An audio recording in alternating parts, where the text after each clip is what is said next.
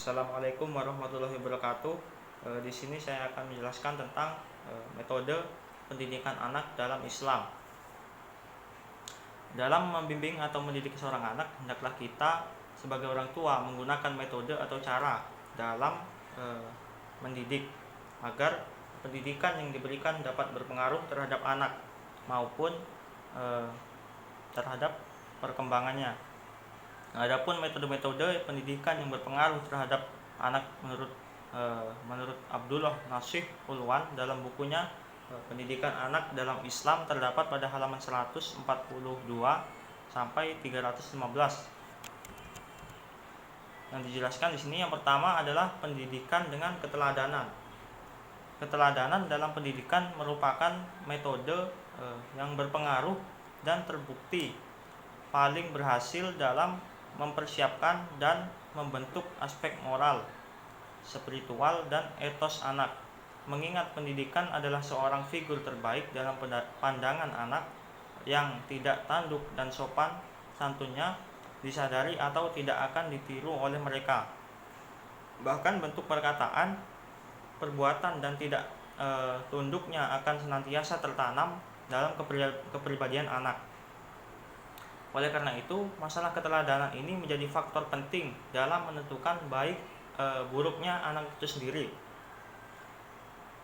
Berdasarkan pendapat itu, orang tua di sini hendaklah dalam mendidik dan membimbing remajanya dengan cara keteladanan yang diberikan oleh orang tuanya sendiri. Artinya, orang tua ini memberikan contoh dalam hal ini seperti sholat terhadap anaknya. Jadi secara baik dan benar.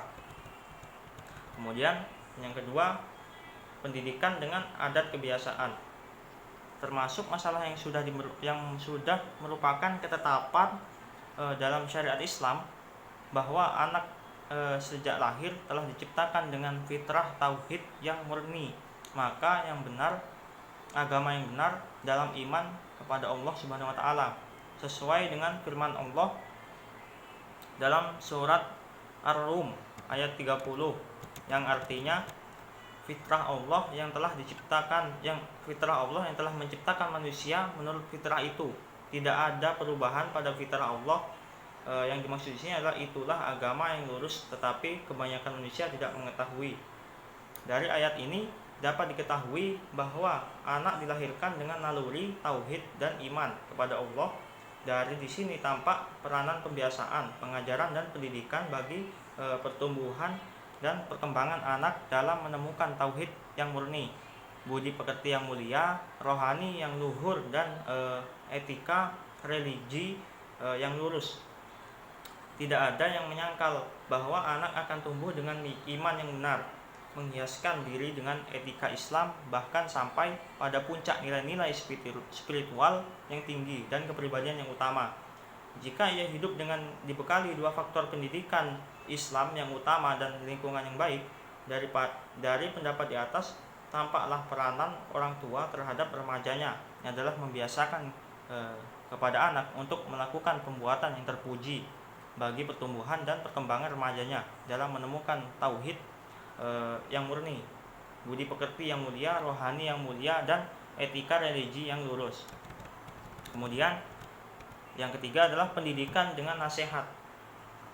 Nasihat di sini termasuk metode pendidikan yang cukup berhasil dalam pembentukan akidah, amal, dan mempersiapkannya dengan baik secara moral, emosional maupun sosial adalah pendidikan anak dengan petuah dan memberikan kepadanya nasihat-nasihat, karena nasihat dan petuah memiliki pengaruh yang cukup besar dalam membuka mata anak-anak kesadaran dan martabat yang luhur, menghiasi dengan akhlak yang mulia, serta membekalinya dengan prinsip-prinsip Islam.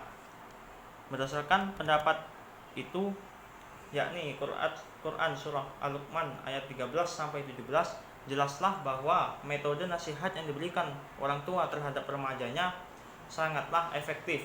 Artinya, sini orang tua hendaklah mendidik dan membimbing remajanya dengan memberikan nasihat-nasihat yang baik terhadap remajanya agar remaja itu memiliki kesadaran akan hakikat sesuatu dalam hal ini terhadap sholatnya. Kemudian yang keempat di sini ada pendidikan dengan perhatian atau pengawasan.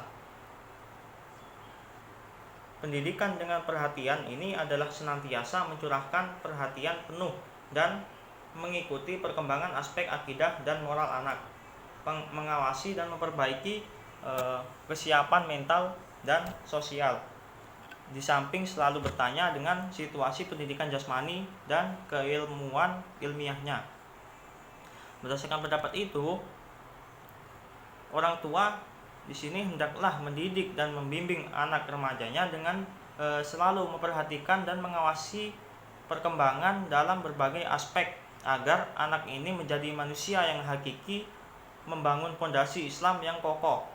Dalam hal ini orang tua haruslah memperhatikan dan mengawasi sholat-sholat anak remajanya agar mereka senantiasa tekun melaksanakan ibadah, khususnya sholat dan ibadah-ibadah umum yang lainnya, seperti yang telah dijelaskan dalam surat At-Tahrim, yang artinya di sini adalah, hai orang-orang yang beriman, peliharalah dirimu dan keluargamu dari api neraka. Melalui ayat di atas di sini maka jelaslah bahwa Allah Subhanahu wa taala di sini mewajibkan kepada orang-orang tua untuk memperhatikan dan mengawasi keluarganya agar terhindar dari siksa api neraka. Kemudian yang kelima di sini adalah pendidikan dengan hukuman.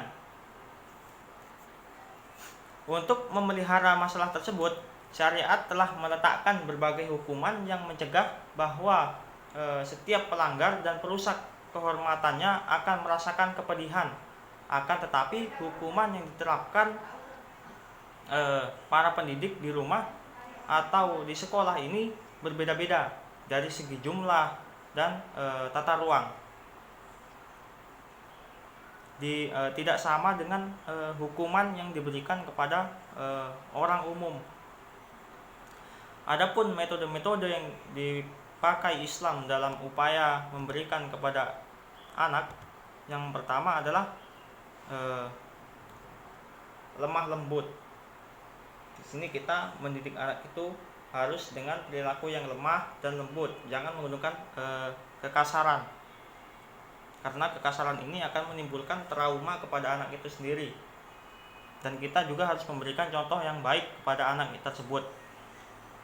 Yang kedua di sini adalah menjaga tabiat anak yang salah dalam menggunakan hukuman. Kemudian yang ketiga, dalam usaha pembenahan hendaknya dilakukan secara bertahap dari yang paling ringan hingga yang paling keras. Jadi di sini hukuman itu jangan kita berikan langsung kepada hukuman yang berat. Pertama kita beri peringatan terlebih dahulu, kemudian jika anak tersebut masih mengulanginya kembali, kita beri hukuman yang di atas dari peringatan tersebut, atau hukuman yang lebih keras, lebih bermakna. Jadi mungkin sampai di sini dulu penjelasan untuk metode pendidikan dalam Islam. Kurang lebihnya mohon maaf. Wassalamualaikum warahmatullahi wabarakatuh.